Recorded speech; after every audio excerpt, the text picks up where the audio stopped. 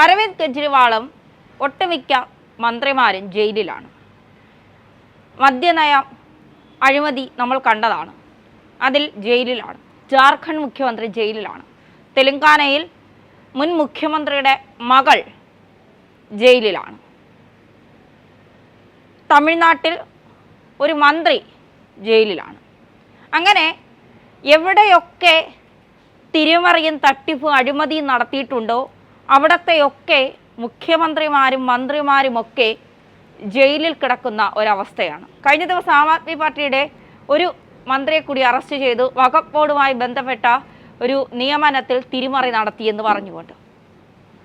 അങ്ങനെ മോദി ഭരിക്കുമ്പോൾ എല്ലാവർക്കും, അതായത് തട്ടിപ്പും വെട്ടിപ്പും നടത്തുന്നവർക്ക് പിടിച്ചു നിൽക്കാൻ കഴിയില്ല എന്നാണ് പറയുന്നത്. പക്ഷെ എന്തുകൊണ്ടാണ് കേരളത്തിൽ ഇത്രയും വലിയ അഴിമതിയും തട്ടിപ്പും നടത്തിയിട്ടും പിണറായിയും മകളും അറസ്റ്റിലാകാതെ ഇങ്ങനെ നിൽക്കുന്നു?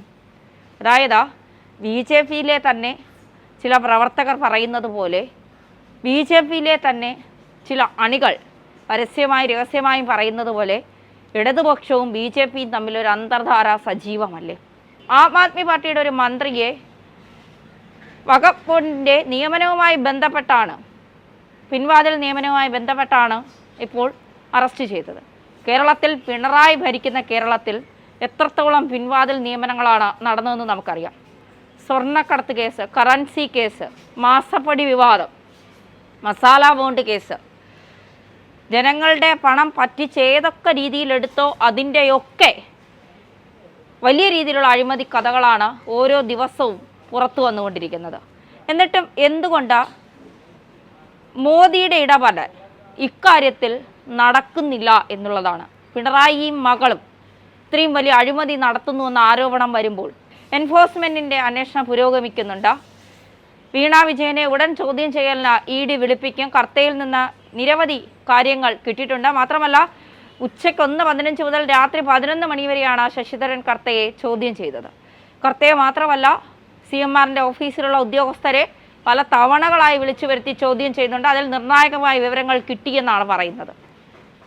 1.72 കോടി രൂപ എന്തിനാണ് വീണ വിജയന് ശശിധരൻ കർത്ത നൽകിയതെന്ന ചോദ്യമാണ് കഴിഞ്ഞ കുറേ കാലങ്ങളായി ഇ.ഡിയോടും എൻഫോഴ്സ്മെൻറ്റിനോടും SFIയോടും ഒക്കെ കേരളത്തിലെ ജനങ്ങൾ ചോദിച്ചുകൊണ്ടിരിക്കുന്നത്. എന്തുകൊണ്ട് അതിൻ്റെ കൃത്യമായ കാര്യങ്ങൾ കണ്ടെത്തിയിട്ടും വീണ വിജയനെ അറസ്റ്റ് ചെയ്യുന്നില്ല?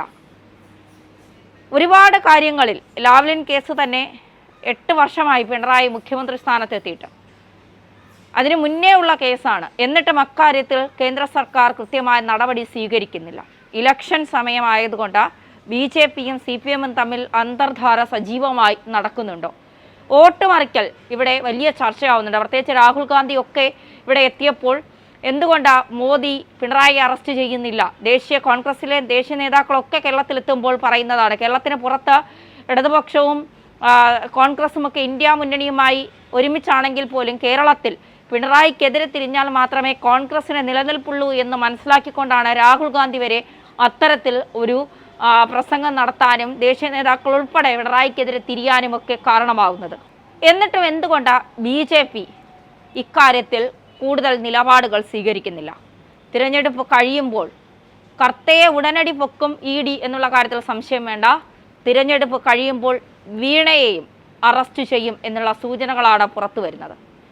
അതിനു മുൻപ് വീണയെ അറസ്റ്റ് ചെയ്താൽ സഹാക്കന്മാർ കണ്ണൂരിൽ ബോംബ് ഉണ്ടാക്കി വെച്ചിട്ടുണ്ട്, കേരളത്തെ തന്നെ കത്തിക്കാനായി. വീണയെ തൊട്ടാൽ പിന്നെ ആരും ഉണ്ടാകാത്ത വിധത്തിൽ കേരളത്തെ തന്നെ ഇല്ലാതാക്കാനായി ബോംബുകൾ കരുതി വച്ചിട്ടുണ്ട് എന്നൊക്കെയുള്ള പ്രചരണങ്ങൾ സോഷ്യൽ മീഡിയയിൽ നടക്കുന്നുണ്ട്. എന്തായാലും ഇതുമായി ബന്ധപ്പെട്ട BJP കേന്ദ്രങ്ങളിൽ നിന്ന് വരുന്നത് പിണറായിയും മകളും തെറ്റ് ചെയ്തിട്ടുണ്ട് എങ്കിൽ, ആരോപണങ്ങൾ മാത്രമല്ല അതിൽ തെളിവുകൾ സഹിതമുള്ള കാര്യങ്ങൾ അന്വേഷണ സംഘത്തിൻ്റെ കൈകളിൽ കിട്ടിയിട്ടുണ്ട് എങ്കിൽ തിരഞ്ഞെടുപ്പ് വരെ എന്തിന് കാത്തിരിക്കുന്നു എന്നുള്ള ചോദ്യം തന്നെയാണ് BJPക്കാരും കേരളത്തിൽ മോദിയെ വിശ്വസിക്കുന്നവരും ഒക്കെ ചോദിക്കുന്നത്.